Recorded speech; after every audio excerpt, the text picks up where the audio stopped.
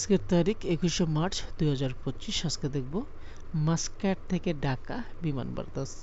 21শে March হওয়াতে আমরা 10 দিন না, এই হলো 30-31 তারিখ হলো আমরা 7 দিন পিছিয়ে।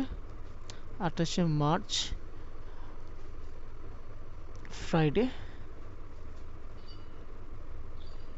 মাস্কাট টু ঢাকা এবং রিটার্ন 2 মাস পিছিয়ে দিলে 28শে মে 2025 একজন প্যাসেঞ্জারের ইকোনমিক ক্লাসে বিমান ভাড়া দেখব।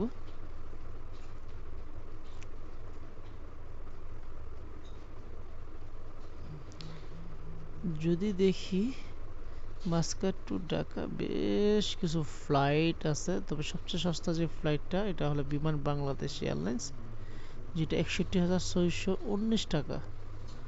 ফ্লাইটটা এরকমভাবে হবে মাস্কাট থেকে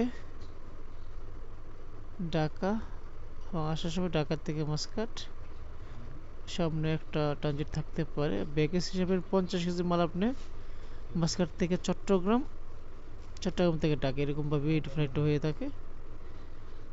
এই ফ্লাইটের ডিটেলসটা এরকম হবে মাস্কাট টু চট্টগ্রাম এবং চট্টগ্রাম থেকে ঢাকা।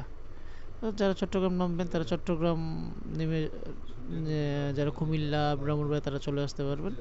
আর যারা ঢাকার আশেপাশে তারা চট্টগ্রাম থেকে ঢাকা, আবার আসার সময় ঢাকা থেকে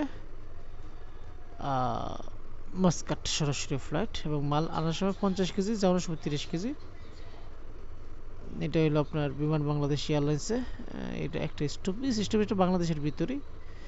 তাছাড়া আপনার 64,416 টাকা সরাসরি মাস্কাট থেকে ঢাকা এবং ঢাকা থেকে মাস্কাট।